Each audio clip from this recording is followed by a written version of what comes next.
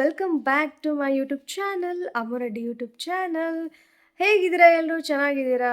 ನಾನು ಹುಷಾರಾಗಿರಲಿಲ್ಲ, ಚೆನ್ನಾಗಿರಲಿಲ್ಲ. ಸೊ ಹಾಗಾಗಿ ನನ್ನ ಒಂದು ಲಾಗ್ ಕೂಡ ಅಪ್ಡೇಟ್ ಆಗ್ತಾ ಇರಲಿಲ್ಲ. ಸೊ ಇವಾಗ ಒಂದು ಸ್ವಲ್ಪ ಬೆಟರ್ ಅಂತಂದ್ರೂ ಸ್ವಲ್ಪ ಕೆಮ್ಮು ಹೀಗೆಲ್ಲ ಇದೆ. ಸೊ ನನ್ನ ಆರೋಗ್ಯ ದೃಷ್ಟಿಯಿಂದ ಹುಷಾರಿಲ್ದಿರೋ ಕಾರಣಕ್ಕೋಸ್ಕರ ನಾನು ವೀಡಿಯೋನ ಮಾಡಿರಲಿಲ್ಲ. ಸೊ ಇನ್ಮೇಲೆ ರೆಗ್ಯುಲರ್ ಡೈಲಿ ಲಾಗ್ ಅಲ್ಲ ಅಂದ್ರೂ ಇನ್ಮೇಲೆ ಬರ್ತಾ ಇರುತ್ತೆ ವೀಡಿಯೋಸ್ ಅಂತ ಹೇಳೋಕ್ಕೆ ಇಷ್ಟಪಡ್ತೀನಿ. ಆ್ಯಂಡ್ ಇವತ್ತು ಒಂದು ಸ್ಪೆಷಲ್ ರೆಸಿಪಿನ ಮಾಡೋಣ ಅಂತ ಅಂದ್ಕೊಂಡಿದ್ದೀನಿ. ಅದುವೇ ಹೆಸರುಬೇಳೆ ಪೇಡ. ಓಕೆ, ಹೆಸರುಬೇಳೆಯಿಂದ ಒಂದು ಪೇಡ ಮಾಡ್ಬೋದು ಅಂದರೆ ಹೇಗೆ ಅನಿಸುತ್ತೆ ನಿಮಗೆಲ್ಲ? ಆಗುತ್ತಾ ಅನ್ನೋ ಫೀಲ್ ಇರುತ್ತಲ್ವ? ಎಸ್, ಅಫ್ಕೋರ್ಸ್ ಆಗುತ್ತೆ. ಸೊ ಇದು ನಾನು ಮಾಡ್ತಾ ಇರೋದು ಫಸ್ಟ್ ಟೈಮ್ ಮಾಡ್ತಾಯಿದ್ದೀನಿ. ಈ ಒಂದು ಹೆಸರುಬೇಳೆ ಪೇಡ ಹೇಗೆ ಬರುತ್ತೆ ಅಂತ ನೋಡೋಣ, ಓಕೆನಾ? ನನ್ನ ಜೊತೆಗೆ ನೀವು ಕೂಡ ನೋಡಿರುವಂತೆ ಆ್ಯಂಡ್ ಆಲ್ಸೋ ನೀವು ಕೂಡ ಮನೆಯಲ್ಲಿ ಮಾಡ್ಕೊಂಡು ತಿನ್ನಿ. ಕಮೆಂಟ್ ಬಾಕ್ಸಲ್ಲಿ ಕಮೆಂಟ್ ಮಾಡಿ ಹೇಗಿತ್ತು ಅಂತ, ಓಕೆನಾ? ಆ್ಯಂಡ್ ಇನ್ನೂ ಯಾರೆಲ್ಲ ನನ್ನ ಯೂಟ್ಯೂಬ್ ಚಾನಲ್ನ ಸಬ್ಸ್ಕ್ರೈಬ್ ಮಾಡ್ಕೊಂಡಿದ್ರು ದಯವಿಟ್ಟು ನನ್ನ ಯೂಟ್ಯೂಬ್ ಚಾನಲ್ನ ಸಬ್ಸ್ಕ್ರೈಬ್ ಮಾಡ್ಕೊಳ್ಳಿ, ಲೈಕ್ ಮಾಡಿ. ಓಕೆ, ಬನ್ನಿ ಇವಾಗ ಹೇಗೆ ಮಾಡೋದು ಏನು ಅಂತ ತಿಳಿಸ್ಕೊಡ್ತೀನಿ. Let's go. ಮೊದಲಿಗೆ ಹೆಸರು ಬೇಳೆನ ನೀಟಾಗಿ ತೊಳ್ಕೊಬೇಕು, ಆಯ್ತಾನಾ? ಸೊ ತೊಳ್ಕೊಂಡು ನೀಟಾಗಿ ಅಂದರೆ ಇದು ಫುಲ್ ವಾಶ್ ಮಾಡಿ ಆದಮೇಲೆ ಅದನ್ನು ಒಂದು ಸ್ವಲ್ಪ ಹುರ್ಕೋಬೇಕು, ಓಕೆನಾ? ಇವಾಗ ನೀಟಾಗಿ ತೊಳೆದು ನೀರೆಲ್ಲ ಬಸ್ದು ಇಟ್ಕೊಂಡಿದ್ದೀನಿ. ಸೊ ಇದನ್ನು ಇವಾಗ ನಾನು ಸ್ವಲ್ಪ ಫ್ರೈ ಮಾಡ್ಕೊತೀನಿ. ಆರಬೇಕು, ಎಲ್ಲ ಹಸಿ ಏನಿರುತ್ತೋ ಅದೆಲ್ಲ ಆರಬೇಕು. ಸೊ ಆ ಥರ ಇದನ್ನು ಹುರ್ಕೋಬೇಕು. ಸೊ ಇದು ಹುರ್ಕೊಂಡಾದಮೇಲೆ ಇದು ಆರಿದ ಮೇಲೆ ಅದು ಹೇಗೆ ಬರುತ್ತೆ ಗೊತ್ತಾ? ಅದ್ರ ಘಮ ನಿಮಗೆ ಬರ್ತಾನೆ ಇರುತ್ತೆ. ನೀವು ಫ್ರೈ ಮಾಡುವಾಗ ಆ ಘಮ ಬರ್ತಿರುತ್ತೆ. ಬಂದಾದಮೇಲೆ ಒಂದು ತಟ್ಟೆಯಲ್ಲಿ ಇದನ್ನ ಆರೋದಕ್ಕೆ ಬಿಡೋಣ, ಆಯಿತಾ? ಇದು ಆರಾದಮೇಲೆ ಅಂದರೆ ಫುಲ್ ಮಿಕ್ಸಿಗೆ ಹಾಕೋತೀವಲ್ವ, ಸೊ ಮಿಕ್ಸಿಗೆ ಹಾಕೊಂಡಾಗ ಈ ಥರ ಕಾಣಿಸುತ್ತೆ ನಿಮಗೆ, ಫುಲ್ ಡ್ರೈ ಆಗಿರುತ್ತೆ, ಆಯಿತಾ? ಸೊ ಇದನ್ನು ಪೌಡರ್ ಮಾಡ್ಕೋಬೇಕು. ಸೊ ಪೌಡರ್ ಮಾಡಿಕೊಂಡು ನಿಮ್ಗೆ ಇವಾಗ ಕಾಣಿಸ್ತಾ ಇದೆ, ಈ ಥರನೇ ಬರಬೇಕು, ಆಯಿತಾ? ಸೊ ಇದನ್ನು ನಾವು ಇವಾಗ ನೆಕ್ಸ್ಟು ಏನು ಮಾಡ್ಕೋತೀವಿ ಅಂದರೆ ಒಂದು ಬಾಣಲಿಗೆ ಒಂದು ಸ್ವಲ್ಪ ತುಪ್ಪ ಹಾಕ್ಕೊಳ್ತೀನಿ.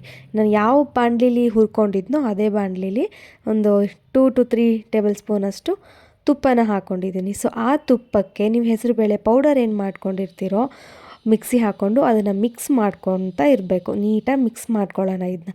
ಅದು ಕರೆಕ್ಟಾಗಿ ತುಪ್ಪಕ್ಕೆ ಹೊಂದ್ಕೋಬೇಕು, ಆಯಿತಾ? ಆ ಥರ ನಾವು ನೀಟಾಗಿ ಮಿಕ್ಸ್ ಮಾಡ್ಕೋಬೇಕು, ಓಕೆನಾ? ಸೊ ಅದ್ರ ಘಮ ನಿಮ್ಗೆ ಹೇಗೆ ಬರುತ್ತೆ ಅಂದರೆ ಒಂದ್ಸರಿ ಮನೇಲಿ ಟ್ರೈ ಮಾಡಿ ನೋಡಿ.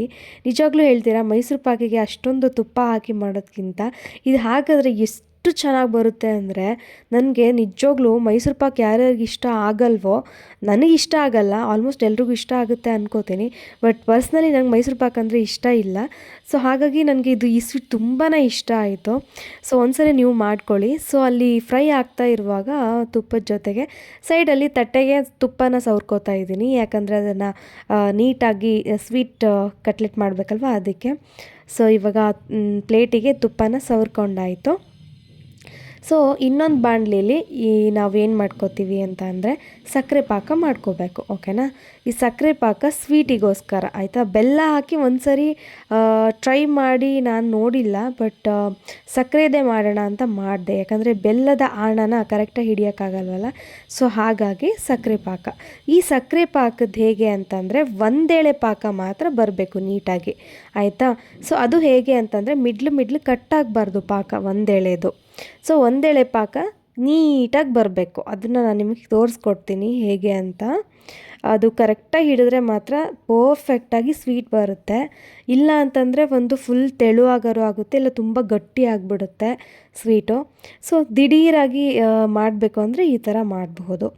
ಸೊ ನಿಮಗೆ ನಾನು ಪಾಕ ತೋರಿಸ್ತೀನಿ ಅಂದಲ್ಲ, ಇವಾಗ ತೋರಿಸ್ತೀನಿ ನೋಡಿ ಪಾಕನ ಹೇಗೆ ಬರುತ್ತೆ ಅಂತ. ಇವಾಗ ಏನು ತೋರಿಸ್ತಾ ಇದ್ದೀನೋ ಪಾಕದ ಏನೋ ಒಂದೆಳೆ ಪಾಕ ಹಿಡಿಯೋದು, ಎರಡೆಳೆ ಪಾಕ ಈ ಥರ ಎಲ್ಲ ಹೇಳ್ತಾರಲ್ವ. ಸೊ ಆ ಥರ ಹಿಡಿಯೋದು ನನಗೂ ಯೂಶ್ವಲಿ ಅಷ್ಟು ಗೊತ್ತಾಗಲ್ಲ.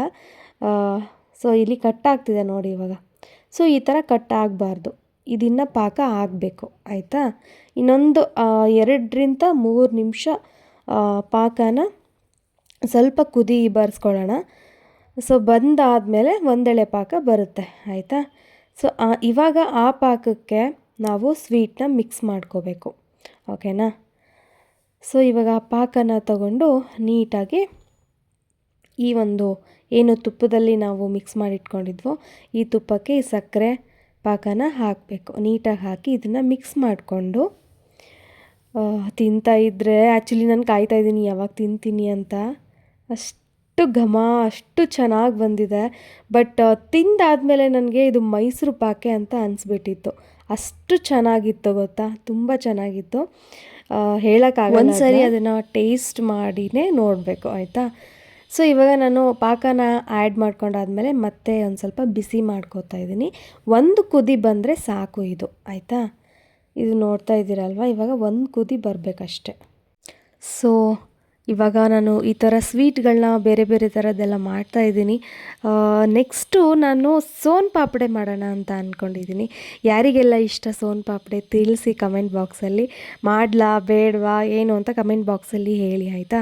ಸೊ ಹಾಗೆ ಇನ್ನೂ ಯಾರೆಲ್ಲ ನನ್ನ ಯೂಟ್ಯೂಬ್ ಚಾನಲ್ಗೆ ಸಬ್ಸ್ಕ್ರೈಬ್ ಮಾಡ್ಕೊಂಡಿಲ್ವೋ ದಯವಿಟ್ಟು ನನ್ನ ಯೂಟ್ಯೂಬ್ ಚಾನಲ್ನ ಸಬ್ಸ್ಕ್ರೈಬ್ ಮಾಡ್ಕೊಳ್ಳಿ. ದಯವಿಟ್ಟು ಶೇರ್ ಮಾಡಿ, ನಿಮ್ಮ ಅನಿಸಿಕೆನ ಕಮೆಂಟ್ ಬಾಕ್ಸಲ್ಲಿ ತಿಳಿಸಿ ಅಂತ ಹೇಳೋಕ್ಕೆ ಇಷ್ಟಪಡ್ತೀನಿ. ತುಂಬ ದಿನಗಳಾದಮೇಲೆ ನಾನು ವ್ಲಾಗ್ ಸ್ಟಾರ್ಟ್ ಮಾಡಿದ್ದೆ.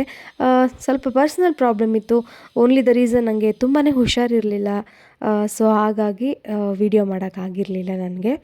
ಸೊ ಅದಕ್ಕೆ ನಾನು hardly I think 2 to 3 months ನಾನು ವಿಡಿಯೋಸ್ ಹಾಕಿರಲಿಲ್ಲ. ಸೊ ಅದಕ್ಕೆ ಇವಾಗ ಮತ್ತೆ ಹಾಕ್ತಾಯಿದ್ದೀನಿ.